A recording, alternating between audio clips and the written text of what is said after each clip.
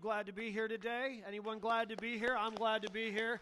How many of you need a waymaker to make a way in your March Madness bracket because it's just ruined at this point? Yeah, I see those hands. You can come forward and pray. My bracket's gone. I believe that God performs miracles, but that bracket's done. Like even I'm not sure. I'm like, God, can you please just change this? This is, I picked against my teams, and it was a mistake. Like, normally you pick, I want my team to win. I was like, my teams have no chance this year. And so, listen, if God can get the Fighting Peacocks into the Sweet 16, God can do anything in your life, okay? Anything in your life, right? Man, I love that song. The songs they were singing today are special. I was thinking of Waymaker, and it was a year ago that I was in a MRI tube after having 2 strokes and half of my body paralyzed. And the lady played Waymaker for me in there, and just the way that song moved in my life and helped me. Hey, we're in this series called 10-4 Good Buddy. 10-4 Good Buddy. We are looking at the 10 Commandments in 4 weeks, and we are drawing the conclusion that the 10 Commandments are helping us live like everybody is our good body, okay? And so, but we look, first of all, at some of man's strange laws to help us understand some of God's good laws. So, Ohio made it to the list. We made it to the list of strange laws because in Ohio, operators of underground coal mines must supply sufficient toilet paper for every toilet. Okay? So if any of you have an underground toilet in your coal mine, make sure you have toilet paper for it. Okay? This is a good one. In Galveston, Texas, what I love about this is it's unique to Galveston. Okay? In Galveston, Texas, you cannot throw litter from your aircraft. Okay? So if you're in Galveston and you have an aircraft, do not throw litter out the window. This one is perhaps the most bizarre, strange, confusing law, and I think it sums up Utah really well. In Utah, hurling a missile into a bus terminal is illegal. You would think it would be illegal everywhere. I'm just going to throw a missile at a bus terminal is so confusing to me how that law became a law, right? Like, how do you, first of all, hurl a missile? Like, how, you're going to throw it? I don't know. In Massachusetts, if you are a dancer, I'm sorry, because you cannot dance to the Star-Spangled Banner. I would be okay because what I do is not dancing. It's just no rhythm at all, so I can move as much as I want. But if you're a good dancer, sorry, you actually get arrested for dancing to the Star-Spangled Banner in the state of Massachusetts. Here's a good one. In Mississippi, if you like your big gulps, you'll like Mississippi because there's no limit to the size of a big gulp you can have in Mississippi. Okay? All the other states, I guess there is, but in Mississippi, you just bring a 5-gallon jug. It's okay. Just fill it up. Here's one of the other great ones. This is up there with the Utah one. In Nevada, however you say it, it is illegal to use an X-ray device to determine your shoe size. Okay? So if you're selling shoes in Nevada and you're using an X-ray device to do that, it's illegal. Don't try it. And in New Hampshire, you cannot collect seaweed from the beach at night. You can during the day, but not at night. So what we've learned through this series is that man's laws are often strange. Sometimes man's laws are just bizarre. We don't always understand them, but God's laws are good. And God's law, and specifically what we're talking identity of their own, they had no clue how to live with other people. And so God said, I'm going to be talking about is the 10 Commandments, are an introduction to living safely and freely, give you some laws. These laws are not to take your freedom away. These laws are to help with God and man. Because what we learned is the children of Israel, who God gave all these laws to, help you live freely. Because we all want people to not steal from us. Laws to had spent 460 years in slavery. They had no laws of their own. They had no idea. Right? And so if we have a law that says, hey, God says, hey, don't steal, we get to live a lot more freely. And these laws were there to help give freedom, not to take it away. So Exodus chapter 20, verse 8, Exodus chapter 20, we've talked about how God's laws are to help us, and they are to show us that sometimes our face is dirty. Like the law is intended to show us that we all have shortcomings and we all need to improve in certain areas. And then what God does is he brings grace, and grace is what we use to clean ourselves with. We don't use the law in a religious way to make ourselves better. We use grace from Jesus to help clean us where we cannot clean ourselves. Exodus chapter 20, verse 8, remember the Sabbath day to keep it holy. 6 days you shall labor and do all your work, but the seventh day is a Sabbath to the Lord your God. On it you shall not do any work, you or your son or your daughter, your male servant, your female servant, your livestock, or even the visitor who's living in your gates. For in 6 days the Lord made heaven and earth, the sea, and all that is in them, and then he rested on the seventh day. Therefore, the Lord blessed the Sabbath day and made it holy. Then it continues, honor your father and your mother, which we talked about last week, that your days may be long in the land that the Lord your God is giving you. Verse 13, you shall not murder. Verse 14, you shall not commit adultery. Verse 15, you shall not steal. Verse 16, you shall not bear false witness against your neighbor. And verse 17, you shall not covet your neighbor's house. You shall not covet your neighbor's wife or his servant or his female servant or his ox or his donkey or anything that belongs to him. So let's talk about remembering the Sabbath to begin with all of these laws. We're covering 4 laws today, but I think that the reason God has them in the structure that he has them, and the reason that God spends so much time talking about the Sabbath is God understands that the Sabbath, if we remember to keep the Sabbath, it will help us in avoiding all of the other things that I think we probably all agree we shouldn't be doing, right? Like we all here probably agree it's not good to murder people. But often what we do in America is like, yeah, let's not murder people, but why do we care if someone rests for a day or not? We don't seemingly care about that. God says, hey, I'm going to put all these verses about you should rest, and then I'm going to follow it up with some other laws. Sabbath is not about religion, it is about relationship. God is saying, hey, spend time resting with me. It's something that God began. Think about the Garden of Eden. God creates everything and he tells Adam and Eve, hey, welcome to the earth, rest. Right away, rest. The first day of the week, rest. God begins the week with a day called Sunday. It's a day of rest. It's not, his strategy is not like ours. Our strategy is like work so that you can rest at some point. God's strategy is rest so that you can work healthy. See, God is a God of rest.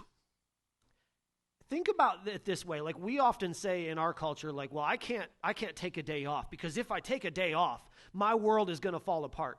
What does that speak about the world that you created if you can't be gone from it from one day without the world falling apart? That means the world that you created is not a healthy world. Because God literally said, hey, I'm going to make everything in 6 days and I'm going to rest on the seventh.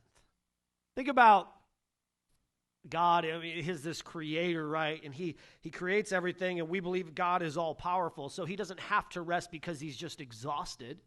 He rests to show us something. He rests to give us a principle and give us a practice. Sabbath is intended to remind us of who we are. Sabbath, if you don't understand the word Sabbath, it's an old school word. It just means taking a day to rest in God. And it's intended to remind you that you are a human being. You are not a human doing. And I think that this is so vital in our culture because our culture defines us. What do we ask when we meet someone? What do you do? Hey, I'm Jason. What do you do? We define ourselves as people based off of what we do. We make ourselves into human doings. I am Jason, and here is what I do. God defines you as a human being, and in order to be who God wants you to be, you have to develop a practice of trusting him. You are more than what you do. And sometimes we need to trust God and understand that he can do more with less than you can with more.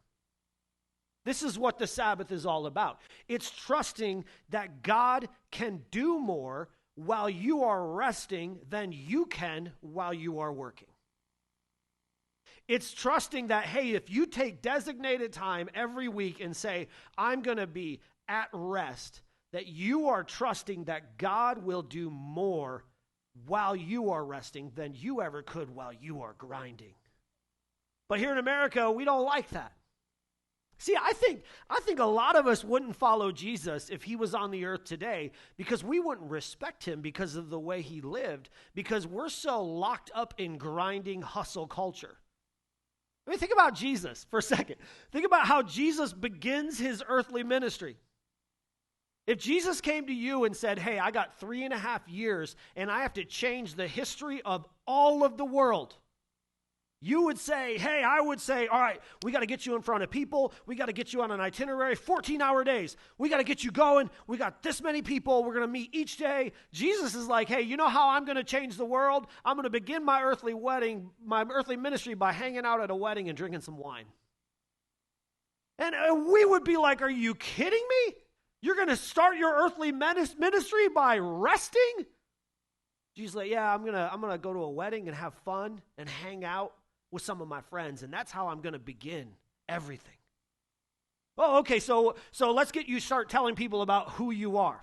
Okay, cool. So Jesus' plan for telling people of who he was, hey, we're going to walk to this town, and when we get there, you guys are going to go find some good food, and I'm going to rest at this well because they got good water. What? Like, this is so counterintuitive to America. You're going to begin your earthly ministry by hanging out at a, and then you're going to tell people who you are by eating good food and hanging out at a well. You kidding? But regularly, all throughout Jesus' earthly ministry, we find him taking recorded naps. Naps. Like they're in a storm. Their ship is about to sink, and the disciples are like, what are you going to do about it? He's like, I'm going to go to bed. I'm going to take a nap because I'm tired. You know, you might not be burned out. You just might need to take a nap. You might not be burned out. You just might need to actually go to bed at night instead of binge watching television shows for 2 hours, which do not provide you rest. You might not be burned out. You just might need to not be scrolling on Instagram reminding yourself who you're not for 3 hours every night. You might not be burned out. You just might need to get off TikTok. You might not be burned out. You just might need to hang your phone up, put it downstairs, plug it in, and buy an alarm clock and go to bed. Jesus' plan for saving the world was to take naps. That's the best plan ever. I mean, think about this. Jesus, the Bible talks about this prophet. This prophet has this battle with these other prophets. He crushes it. So he's like on this spiritual high. I mean, God moves. He's like, yeah, this is amazing. And then this queen hears about it, and she's like, cool, I'm going to chop your head off. So he runs for his life. So he goes from an emotional high to an emotional low. He's running for his life. He's exhausted. He falls down underneath of a tree, and God sends someone to him. And you know what they tell him? You need to take a nap, and you need to eat some food and drink some water. Now, how many times do we feel like we are just grinding and grinding and grinding and grinding because that's the American way? And God's saying to the prophet, hey, you're worn out. Take a nap. Eat some good food. Eat some good food. Jesus enjoyed good food. In fact, regularly, how do we see Jesus winning people to him? I'm going to come to your house. We're going to eat some good food. We're going to hang out. He was resting. Now, I grew up in a church planter's house. Sunday morning, Lionel Richie sang Easy Like Sunday Morning. He never grew up as a church planter's kid. That song's a lie. Sunday morning is not easy for a church planter, right?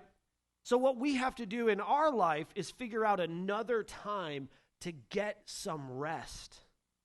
But it's so important to rest. It's important to enjoy good food. It's important to take a nap. It's important to chill out every now and then. It's important to calm down sometimes and rest because it signifies that we trust him and that he can do more through us with less than we can with more. I'm all about working hard. We work hard at this church. We set this place up and we take it down every Sunday. I mean, we are grinding and hustling. And sometimes I have to tell some of my leaders, you need to take a week off and you need to just rest. Because God's plan is for us to rest. Remember the Sabbath day. God blessed it. Sometimes you just need to take a nap. Think about the Lord's chicken.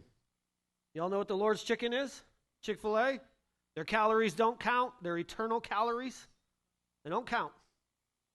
You know that they're one of the most successful franchises in American history. And what do? Hey, we're going to take one day a week so that all of our employees can just have a day of rest. And somehow, despite them working less, they are doing more as a franchise than others. Why? Because when you trust God, he blesses you. So when God says, remember the Sabbath, he's not doing some religious law like, you better not lift up a stick on Sunday. What is he saying? Hey, take it easy, rest. It's good for you. It's good for you because you learn to trust him. Rest begins with trust. And then trust keeps you from coveting. This is why the Bible has the 10 Commandments the way that they do. Because think about coveting. Coveting is saying, I want what you have. How do we covet? Well, I work hard. Why don't I have the car you have? I work just as hard as you. And we begin to covet. I work just as hard as you and I don't have those clothes. I do just as much as you. Why don't I get what you get? And coveting is a result of not resting. And so we don't rest, we don't trust God, and we begin to look at what he's given to other people, and we begin to say two words that lead to a lot of other sins. I deserve. I deserve. Adultery and stealing both begin with, I deserve what you have. They both begin with coveting. Think about it. I deserve your money. You ever pass a house like that is the size of Texas and you think to yourself, how much more than me do you work to be living in a house with 20 toilets? And you can only go to the bathroom in one toilet at a time anyway, so why do you need that many? You ever begin to think that? What we do here is I'm working so hard, I deserve what you have. I deserve your money. I deserve your clothes. I deserve your husband. I deserve your spouse.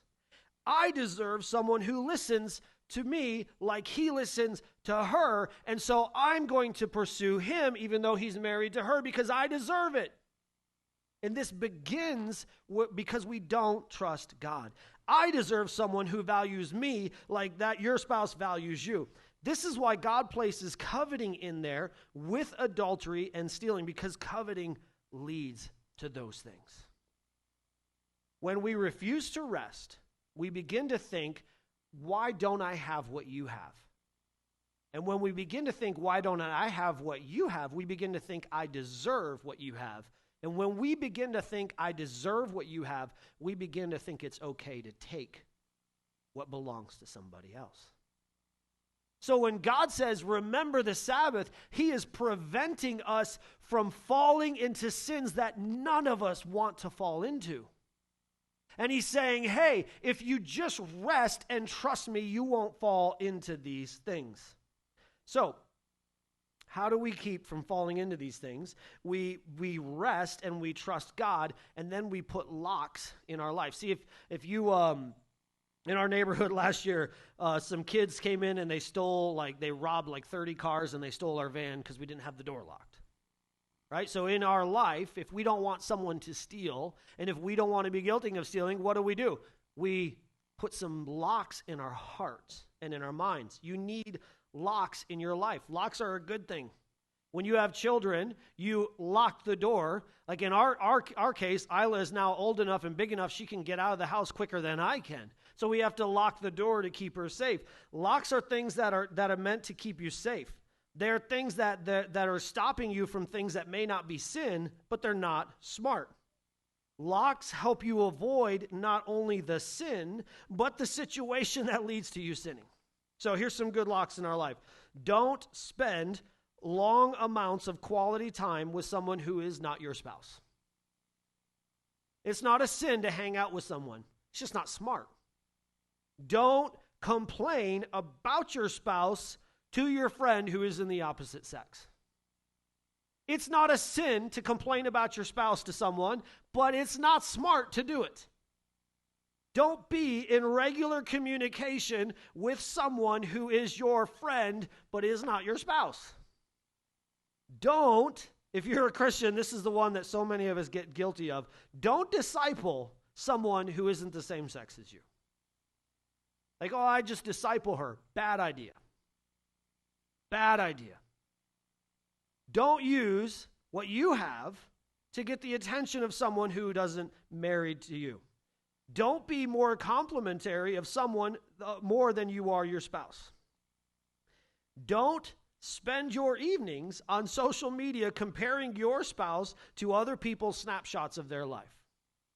It's not a sin to be on Instagram, but it's not smart to be on there at 2 p.m. looking at people who's posted the best picture they can possibly find of themselves, and then, well, why don't you look like that? You used to work out. It's not a sin. It's just not smart to do. You need to have friends who are for both of you in a relationship, not just you. If you have a friend, like if I have a friend who's a girl and she's like, man, I'm all for you, but your wife is annoying, that's a red flag. That's a red flag. Not a sin, not smart. So we put locks in our life, okay? We put locks in our life so that we don't steal. Don't be in a place where you might steal stuff, right? Like if it's a temptation to you to be walking around stealing things, don't put yourself in the situation to steal things. And Christians, this is my biggest complaint about Christians. Christians drive me nuts. Like, they really drive me insane. When you do steal, don't blame God for it. Come on. Well, God provided. No, you just picked that person's wallet up that you know they dropped. That's not God providing. God's giving you the opportunity to bring it back to them. Like, we do these strange things. Well, God told me to dump you. No, he didn't. He didn't even tell you to date her. So he's not telling you to dump her. Like we just blame God for things that we want to do. Well, God told me that, if I do this, it's okay. No. Claiming that God blessed you, claiming that God blessed you by giving you Starbucks while you pour water into it every day and put it in the fridge and then take it to the next Starbucks and tell them they made it wrong the next day is stealing. And God did not tell you to do that. That's stealing. I used to work there, and they know who you are, and they can't stand Christians because of it. Like, they would literally, oh, here comes the Christian with the fake water. That's not God blessing you. That's you stealing. Don't do it. And don't blame God. And don't invite them to church in the wild while you're stealing from them, please. Hey, God bless you. I'm not going to give you a tip, though, waiter. Here's your tip. Come to church. Don't do that. Don't do that. Don't steal from people. Don't steal from people. Well, they deserve it. No, they don't. Well, they steal from us. Doesn't matter. Well, I don't want to do this because they don't. Doesn't matter. Don't steal. Put locks on your heart. Don't let yourself get into a situation where you are consistently justifying why you are taking something that's not yours. And then don't blame God when you do it. You ever notice how people who steal from others regularly are often unhappy?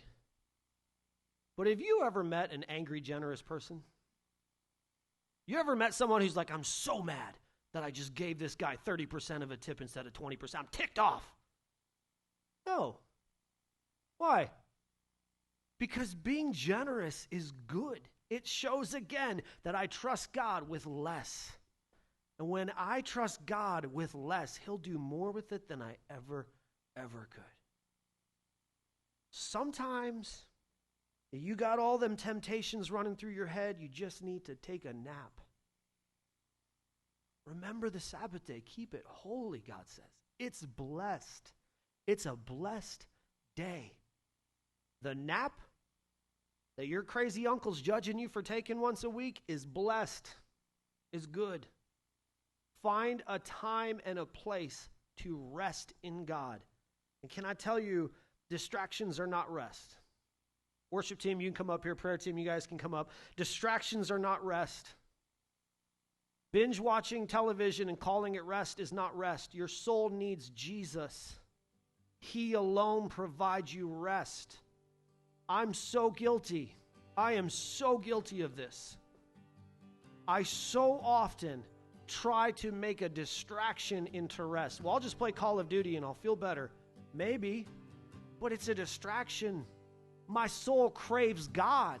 My soul craves my Creator. That's what my soul's looking for.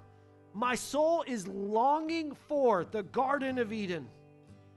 God created this place for Adam and Eve to rest and to have community with Him.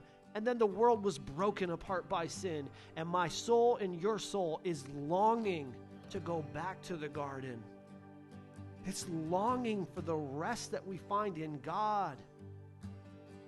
Instagram cannot give your soul rest. TikTok cannot give your soul rest. Netflix cannot give your soul rest. Only Jesus can. Find some time with Him and spend it leaning in silence on Him. It might not all look the same. Not everybody's rest looks the same. I rest by running. It's just my body moves so my brain shuts off for a bit. It's how I rest. I paddleboard and I feel closer to God than I feel anywhere when I paddleboard. You got to find your way of resting. But you got to find your way to rest, because resting shows that you trust God. And when you trust God, He begins to bless you more than you could ever achieve by grinding and hustling. Find some time to rest. Think about what Jesus did. His earthly ministry is resting. He's changing the world, but He's also resting. What does the Bible say in Hebrews? It says that He is now seated on the right hand of the throne of God. He's seated. You know why? Because His work of rescuing you is done. So He's seated. He's resting after rescuing you. And when you rest in Him, you find the peace that you've been craving.